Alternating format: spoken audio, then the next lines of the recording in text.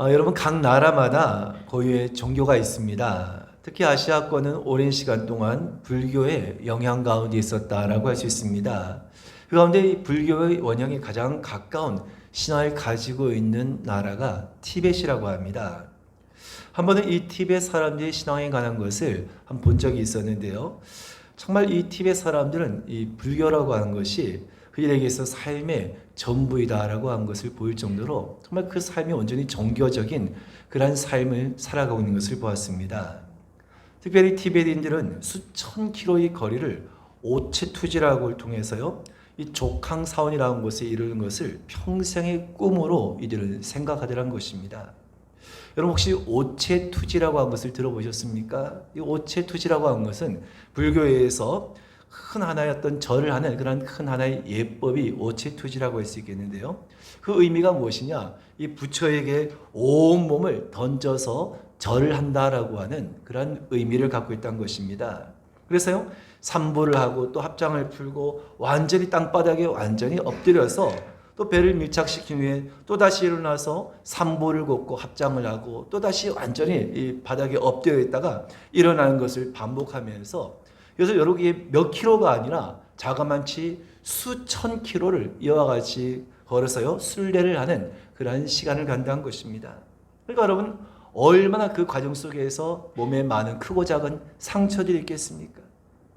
온몸에 여러분 그 굳은 살과 그 상처 속에서 이들은 그 속에서요, 자신들이 오체투지를 하면서 더 부처와 가까워지는 것으로 그들은 여긴다는 것입니다.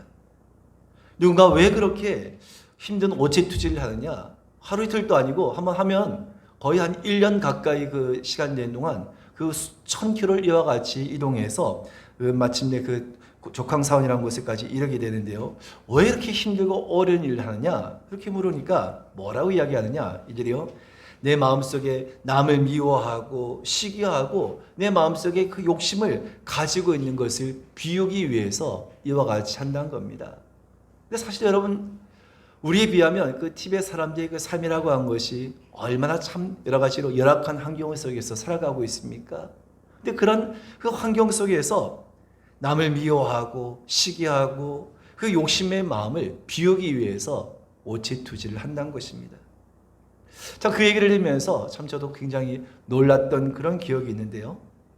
여러분, 물론 우리 기독교는 고행을 통해서 구원을 얻거나 깨달음을 얻는 종교는 결코 아닌 것입니다. 하지만 우리가 예수를 믿고 예수를 따른다고 하는 것에 대한 분명한 증거를 가지고 살아가는 사람들이 바로 우리 그리스도인이라는 것을 믿으시기를 주님의 이름으로 축원드립니다. 여러분, 우리가 흔히 상처라고 할 때, 여러분, 우리가 이 상처는 우리에게 어떤 사고나 어떤 사건에 대한 기억을 떠올리게 하는 것이 상처란 것입니다.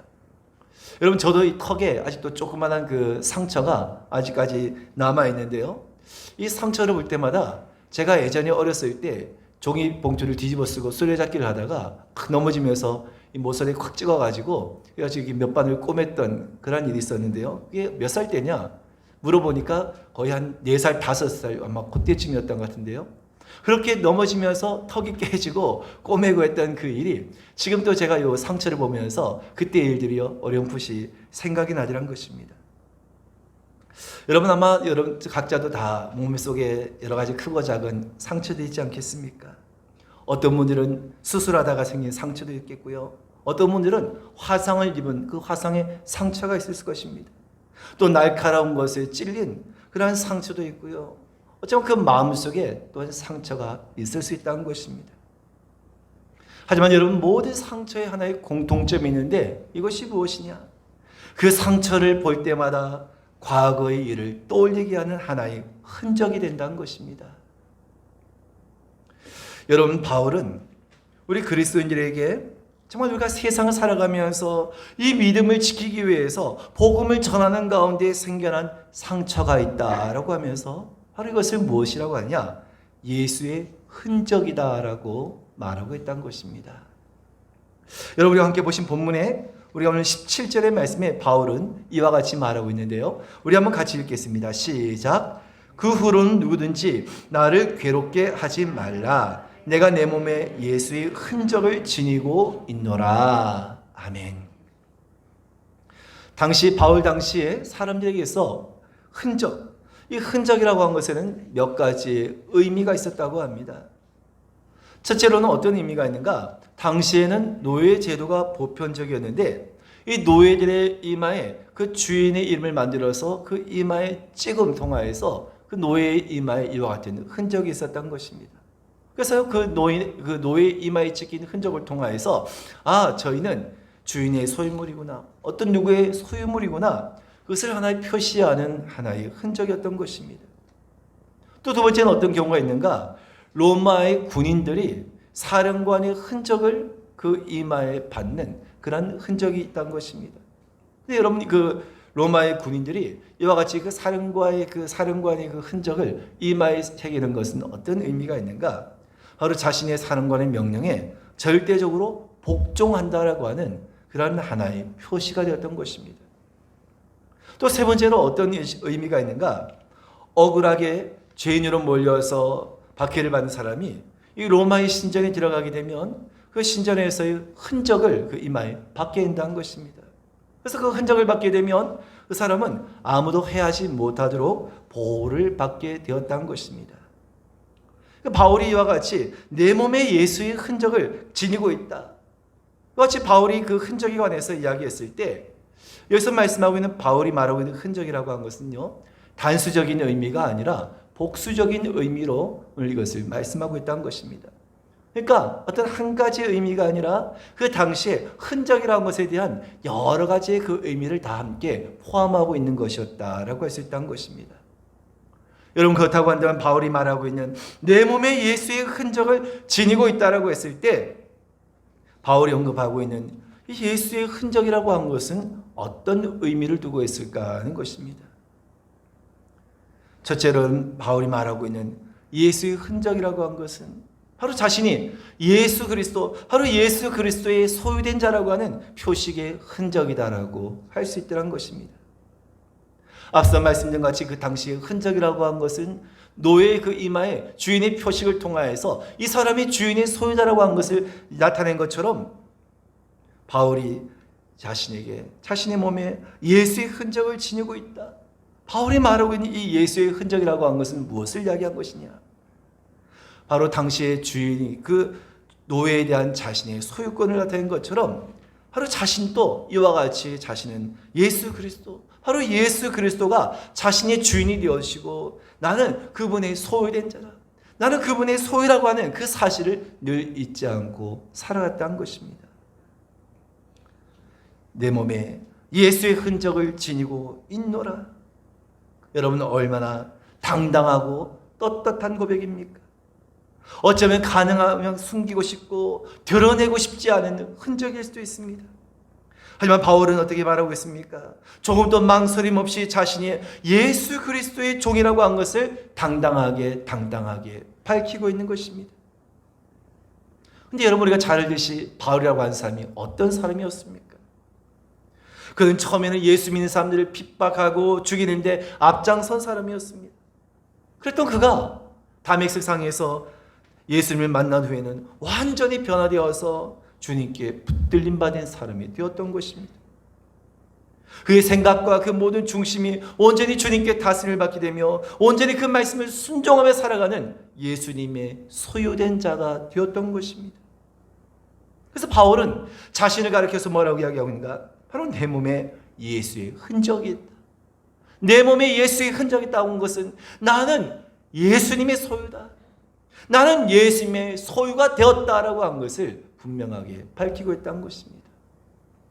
여러분, 오늘 저와 여러분은 누구의 소유입니까? 나는 누구의 소유라고 당당하게 밝힐 수 있겠습니까? 요한계시록 14장 1절의 말씀을 우리 한번 같이 읽어보겠습니다. 시작. 또 내가 보니 보라, 어린 양이 시온 산에 섰고 그와 함께 14만 4천이 서 있는데 그들의 이마에는 어린 양의 이름과 그 아버지의 이름을 쓴 것이 있더라. 아멘. 계시록에서 말씀하고 있는 14만 4천이라고 한 것은 구원받을 그 사람들의 그 상징적인 그런 숫자를 뜻한다라고 할 수 있겠는데요. 바로 이 14만 4천이 시온산에 어린 양과 함께 서 있는데 주목할 것은 무엇입니까? 그들의 이마에는 어린 양의 이름과 그 아버지의 이름에 쓴 것이 있더라라고 말씀하고 있습니다. 바로 구원받은 자들의 그 이마 속에 무엇이 있다고요? 바로 어린 양 예수 그리스도의 표가 바로 그 이마에 있다는 것입니다. 다시 말해서 그들은 예수 그리스도의 소유된 자가 됐다는 것입니다.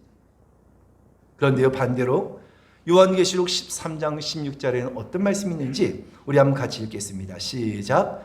그가 모든 자 곧 작은 자나 큰 자나 부자나 가난한 자나 자유인이나 종들에게 그 오른손이나 이마에 표를 받게 하고.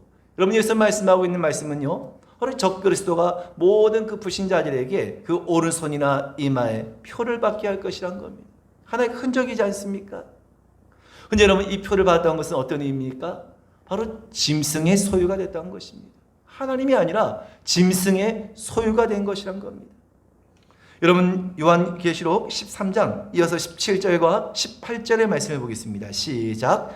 누구든지 이 표를 가진 자 외에는 매매를 못하게 하니 이 표는 곧 짐승의 이름이나 그 이름의 수라. 지혜가 여기 있으니 총명한 자는 그 짐승의 수를 세어보라. 그것은 사람의 수니 그의 수는 666이니라. 여러분, 어린 양의 표가 그 이마에 흔적이 되어서 바로 예수 그리스도의 소유된 자들가 있는가 하면 짐승의 표가 그 이마에 박힌 자가 있다는 것입니다. 짐승의 표를 그 이마에 받은 자는 그 소유가 누구의 소유가 있다는 것입니까? 마귀의 소유가 있다는 것입니다. 사탄의 소유가 있다는 것입니다.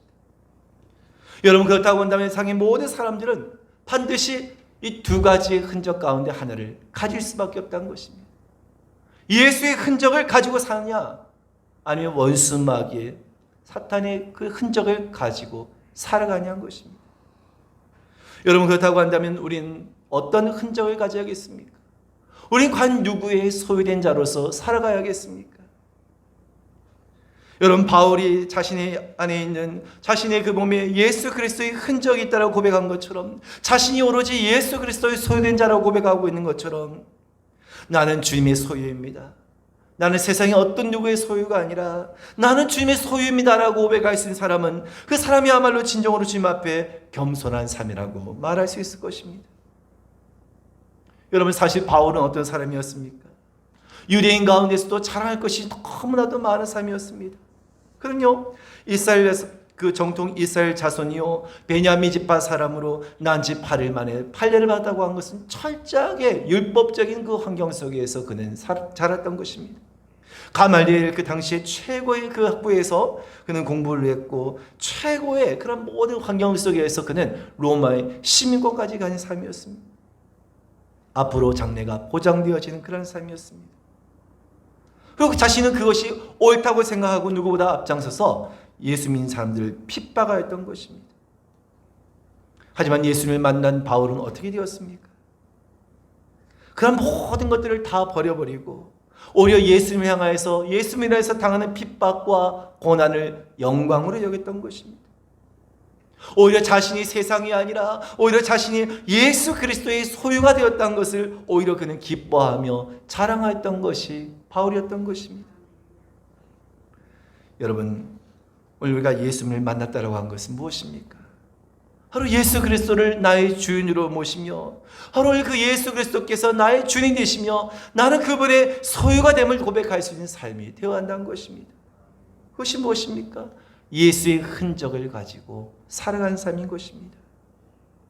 원하기는 오늘 이 예수의 흔적이 저와 여러분 가운데 분명한 증거가 되실 수 있기를 주님의 이름으로 축원드립니다. 두 번째로 바울이 말하고 있는 예수의 흔적이라고 한 것은 무엇이냐? 자신이 예수님의 소유된 뿐만 아니라 동시에 오늘 주님께서 자신에게 맡기신 사명이 있음을 뜻하는 것이다라고 할 수 있는 것입니다. 여러분, 다메섹 도상에서 바울이 예수님을 만나게 되었을 때 하나님께서는 바울을 위해서 아나니아를 보내면서 하시는 말씀이 있었던 것입니다. 그가 어떤 사람이 될 것이냐? 사도행전 9장 15절의 말씀을 같이 읽겠습니다. 시작. 주께서 이르시되 가라, 이 사람은 내 이름을 이방인과 임금들과 이스라엘 자손들에게 전하기 위하여 택한 나의 그릇이라. 아멘.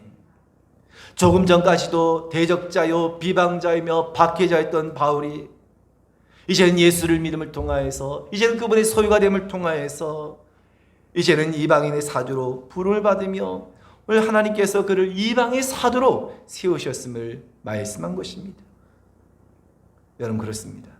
우리가 바울과 같이 하나님의 나라를 위해서 부름을 받으며 우리가 그분의 소유가 되었다고 한 것은 바로 그분으로부터 우리에게 주어진 사명이 있다라고 한 것을 믿으시길 바랍니다. 그래서 우리가 예수를 믿는다고 한다면, 우리가 예수님의 소유된 자라고 한다면 반드시 주님께서 우리에게 주신 사명이 있음을 우리는 늘 잊지 않고 살아간다는 것입니다. 그래서 예수의 흔적이 있다고 한 사람은 반드시 그 사명을 위해서, 주님께서 맡기신 그 사명을 위해서 살아갈 수밖에 없는 것입니다. 바울은 자신이 마치 한 나라를 대표해서 파견되어진 대사와 같이 자신이 그리스도 바로 그 하나님 나라의 그 대사로 지명을 받고 사명을 받았다라고 그는 여겼던 것입니다. 여러분, 실제로 예를 들어서 미국의 대통령이 우리나라의 대사를, 미국의 대사를 파송할 때 그 신임장을 발급을 한다고 합니다. 그리고 미국의 대사는 반드시 한국의 대통령에게 이 신임장을 제출을 해야 한다는 것입니다. 근데 그 내용은 어떤 내용이냐? 이 사람은 내가 전적으로 모든 것을 다 위임한 사람입니다. 나와 동등한 그런 사람으로 여겨주십시오. 대충 그 내용은 그런 의미를 담고 있다는 것입니다. 마찬가지로 바울에게서도 그리스도의 흔적, 예수의 흔적이라는 것은 무엇입니까? 바로 하나님께로부터 받은 하나의 위임장과도 같은 것이란 겁니다. 그래서 바울은 자신이 하나님의 소유가 되어서, 바로 예수 그리스도의 소유가 되어서 이제는 내게 하나님께 주신 그 사명을 위해서 달려가겠노라고, 내가 이제는 그 내 안에 그 예수의 흔적으로 인하여서 내가 이제 오늘 그 주님을 위해서 맡기신 그 사명을 위해서 살겠노라고 이와 같이 고백하며 같은 삶 위에서 달려갔던 것이 바로 바울의 삶이었던 것입니다. 여러분, 우리가 바울을 보게 되면 바울은 자신이 하나님의 소유가 되어지고 하나님께서 맡기신 그 사명이 있을 뿐만 아니라 또한 하나님께서 오늘 자신에게 주신 또 분명한 오늘 그 뜻과 오늘 그 계획이 있다는 것을 알고 이를 위해서 힘써 나아갔던 것입니다. 여러분, 우리가 예수의 흔적이 있다, 우리 안에 예수의 흔적이 있다라고 한 것은 어떤 의미입니까? 이와 같이 내가 예수의 소유가 되었으며 내가 그분께서 맡기신 사명을 가지고 내가 그 뜻을 깨닫고 정말 주님께서 원하시는 그런 삶을 살아가고자 하는 것, 바로 이것이 진정으로 내 안에 예수의 흔적을 가지고 살아가는 삶이라는 것입니다. 바로 바울은 이와 같은 삶을 통하여서 우리에게 진정 예수 그리스도의 흔적을 가지고 살아가는 삶이 어떤 삶인가를 우리에게 말씀하고 있다는 것입니다.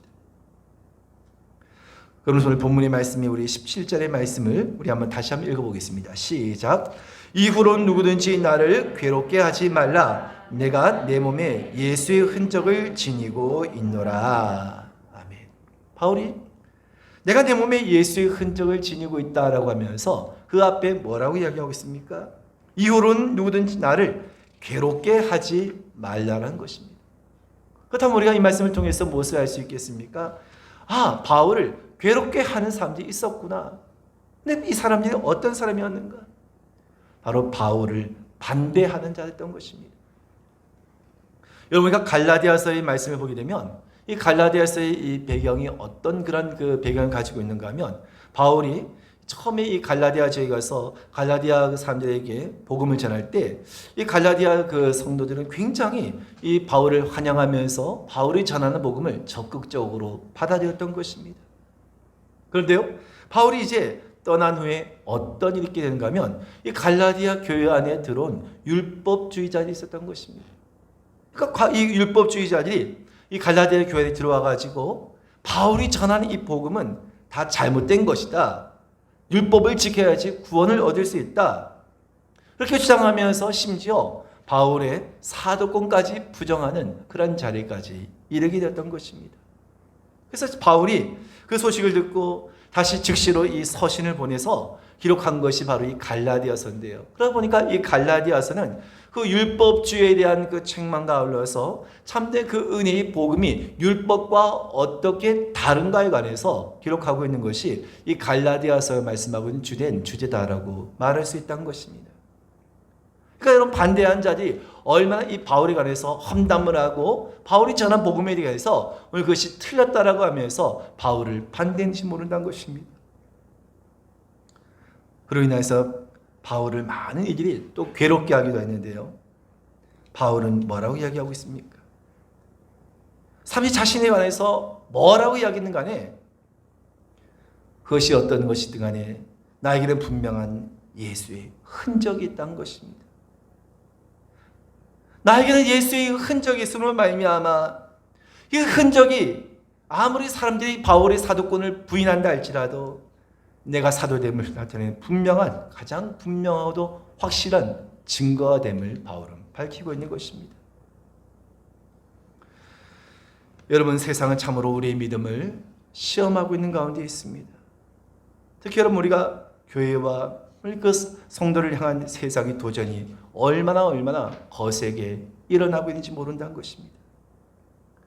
여러분, 지금 또 계속해서 거대 야권을 중심으로 해서 차별금지법을 끊임없이 상정하려고 하는 시도가 있습니다. 그리고 여러분, 이제 5월 25일이 되게 되면 이것이 또 최종적으로 다시 또 결정이 나게 되는데요. 그대로 지금 이것이 폐기되지 않는다고 한다면 이제 5월 25일 날 국회에서 이것이 통과되게 되면 이제 한국 땅에도 차별금지법이 시행이 되는 그런 날이 다가오게 될 것입니다. 여러분, 이전에 제가 여러 번 말씀드린 것처럼 이 차별금지법의 내용을 제가 굳이 따로 말씀드리지 않아도 참 이것이 얼마나 인권을 빙자한 잘못되어진 법안인가 하는 것을 우리는 누구나 다 알고 이것을 심각하게 여기고 있다는 것입니다. 여러분, 많은 이들 가운데서 이것에 관해서 이것이 얼마나 참으로 오늘 우리에게 피해를 줄 수 있는 것인지, 이것이 얼마나 우리 신앙에 큰 도전이 될 수 있는 것인지, 이것이 우리 사회에 얼마나 큰 문제를 일으킬 수 있는 것인지, 여러분, 이것에 대해서 그 심각함을 인지 못하고 있는 그런 일이 너무나 많다는 것입니다. 하지만 분명한 사실은 바울이 오늘 그 갈라디아 교회에 참으로 바울이 전하는 그 복음에 관해서 그것을 복음을 참으로 부인하고 다시금 그 율법으로 돌아간다면서 온갖 바울을 향하여서 비방과 여러 가지 그런 온갖 그런 악한 말들을 서슴지 않았던 오늘 그를 향하여서 바울은 나에게 예수의 흔적이 있노라고 하며 오늘 그의 비방과 그의 그 부정에 관해서 맞섰던 것 같이 오늘 우리에게도 이와 같은 예수의 흔적이 있다고 한다면 우리 잘못된 것에 관해서 분명하게 이것을 목소리를 내고 이것을 반대할 수 있는 그러한 삶이 되어야 한다는 것입니다. 이것이 바로 예수의 흔적을 가진 사람의 삶이기 때문인 것입니다. 여러분, 우리가 세상에서 우리 믿음이 도전을 받을 때 우리 성도들이 취한 태도는 크게 세 가지의 유형이 있는 것 같습니다. 그 하나는 무엇입니까? 그냥 현실에 그냥 굴복해서 세상이 이러니까 이것이 그냥 대세니까 그래서 그냥 현실에 굴복해서 믿음을 버리고 배교해버리는 그런 태도가 있다는 것입니다. 두 번째는 어떤 유형인가? 그냥 그것을 외면해버리는 것입니다.